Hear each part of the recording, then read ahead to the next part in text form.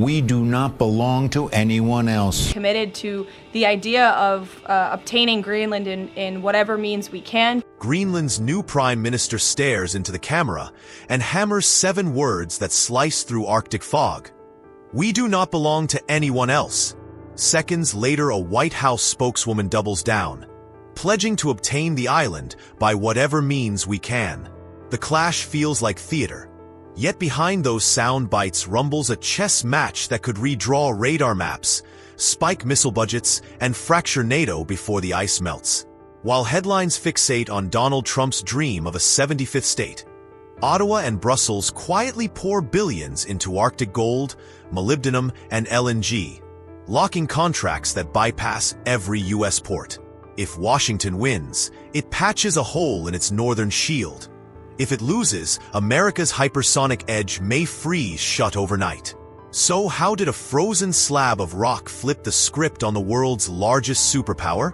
Stay with me, because the first move has already been played, and the board is tilting fast. Most importantly, to the dominance of the space domain. I mean, that is, it is the future of how we see, it's the future of how we sense. It could be the future of how our adversaries fight and how we deal with that. Dominance of the space domain. Hegseth's words linger in the House chamber, conjuring a sky where Russian subs vanish beneath ice. The classified slide beside him marks the gap. A seismic shadow from Greenland's north coast to the pole. A blind arc letting missiles slip past NORAD before alarms blink. For Trump's team, that gap is both nightmare and leverage. Plant steel runways and long-range radar on Greenland's rim, and the shadow fades. Leave the island in Danish hands, and the hole stays wide enough to swallow a city. That single briefing, insiders say, turned a joking real estate line into a national security directive within 48 hours of inauguration. But the pitch isn't just radar. Beneath those glaciers sit 38 billion tons of rare earth, ore and molybdenum vital, for every hypersonic casing America hopes to launch this decade. Control the dirt, control the future. That's the mantra. Senators from mining states cheer. Defense giants nod. Yet the same geology lures quieter players. Toronto geologists, Copenhagen bankers, Brussels trade lawyers. They speak softly, sign ESG clauses, and move capital while Washington drafts press releases. Each signature locks in long supply for Europe and Canada. Every drill core filed in nukes registry shifts control from the Pentagon's reach, turning Trump's Arctic dream into a race he may already be losing. You are not confirming in your testimony today that at the Pentagon there are plans for invading or taking by force Greenland, correct? That is not your testimony today. Representative Mike Turner leans forward.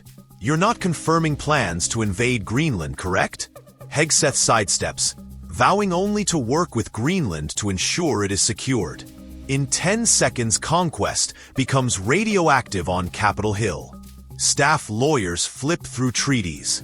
Article 5 says any grab hits Denmark, a NATO ally. Paris signals veto. Oslo warns the pact could splinter like calving ice. Even Warsaw stays mute. Brussels moves fast. EU contracts now demand Arctic mines financed by Europe ship or straight to continental smelters. No US ports, no Pentagon buyouts. Ottawa mirrors the clauses and tax on labor quotas that scare off US majors, but thrill ESG funds. June 2025. Nuke signs 2 deals worth $3 billion. No American logos. Greenland's moly and gold are ticketed for Hamburg and Toronto, not Houston or New York. The Critical Raw Materials Act turns legal screwdrivers. Brussels offers cheap loans and carbon credits to suppliers that bypass US customs. Papers dub it Greenland's Green Shield, while Canadian columnists joke Trump just outsourced Arctic development to Bay Street. Meanwhile, Wall Street analysts quietly downgrade missile contractors, citing Arctic uncertainty. Washington wakes to find the vault padlocked, key dangling from Ottawa's pocket.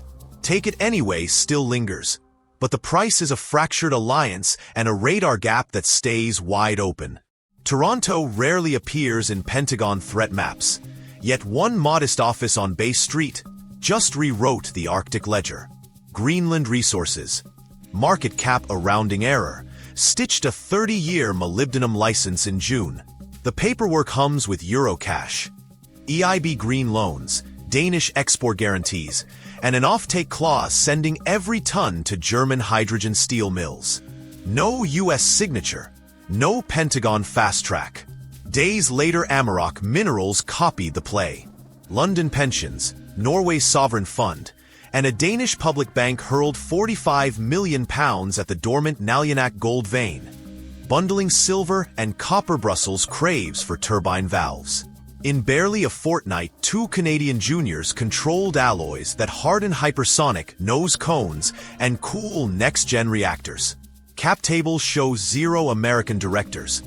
The contracts ban rerouting cargo without EU approval. Senators mutter antitrust, but lawyers shrug. Foreign deals on foreign soil. The only U.S. fingerprints are hedge funds chasing flash upside, not strategic stockpiles. Ottawa savors the irony. By closing Europe's material gap, it raises an economic moat no carrier strike group can ford. Trump talked of buying an island.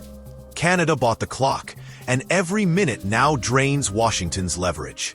The shock hits Pentagon spreadsheets first. Molybdenum, once tagged medium risk, jumps to high the instant Europe seals its Greenland deal. Specs for hypersonic skins, reactor shields, even next-gen tank armor all depend on that alloy. Buyers scramble. Raytheon eyes chilly. Lockheed warns its 2027 test window may slip a year. Extra commas bloom in cost models. Budget hawks blanch. Minerals are only half the punch. Canada, Denmark, and Norway unveil a $3.1 billion Arctic Green Transition Fund. Fiber optic ports, a floating LNG plant off Disco Bay. Rail spurs that dodge every U.S. customs gate. German utilities pre-book cargo. France quietly stations a nuclear sub to observe. Brussels coins a term, weaponized neutrality. Weave Greenland into so many joint ventures that no single power can yank a thread. NATO planners, alarmed, now game out scenarios where member states refuse fuel and peers to a U.S. task force north of Iceland. Inside the West Wing, aides craft talking points about shared prosperity. Yet Wall Street already prices the opposite. Steel futures spike. Battery startups groan. Midwest governors call the Oval Office warning farm equipment could cost 20% more by spring. Team Trump pulls one last lever. Offer joint radar upgrades. Only to hear Copenhagen shrug. We'll build them with Canadian parts. The radar gap still gapes, and now an even wider supply gap yawns beside it. By late summer, even U.S. allies begin hedging. Germany fast-tracks permits for Canadian LNG imports routed through Greenland's coast. Norway increases its stake in Arctic mineral ventures, bypassing D.C. entirely. And France, long wary of U.S. unilateralism, deploys new maritime drones near Baffin Bay, citing regional stability. But the boldest move comes from Nuuk itself. Greenland's parliament passes the Infrastructure Follig Bill, raising local labor quotas to 70% and mandating 10% of all mining profits flow into a sovereign future fund. U.S. firms balk. Canadian companies agree, happily. Modeled on New Zealand's Maori template, the fund stabilizes politics and guarantees long-term access for compliant partners. Behind closed doors, Trump fumes. His team pushes a new base access package, this time tied to emergency loans and defense sharing. Copenhagen slams the door. No deal if it links to military assets. NATO wobbles, unsure whether it's watching expansion or fracture. The Arctic has turned. Where Washington saw a conquest, Canada saw leverage. Brussels saw a blueprint. And Greenland, long dismissed as icebound frontier, has become the keystone in a web of multilateral control. the US still holds aircraft carriers. But for now, it's boxed out by paperwork, partnership, and patience. Greenland was once mocked as a frozen wasteland with no cards to play. Today, it holds the keys to Europe's steel, Canada's leverage, and America's defense blind spot. While Trump's rhetoric chased headlines and hard power, Ottawa and Brussels quietly sealed deals that reshaped the Arctic without firing a shot. Every new contract signed, every export routed, makes a US takeover costlier. Not just in dollars, but in allies lost and supply chains broken. This isn't about owning land anymore. It's about who controls what flows beneath it, and who gets left in the cold. Thank you for watching, and see you in the next video.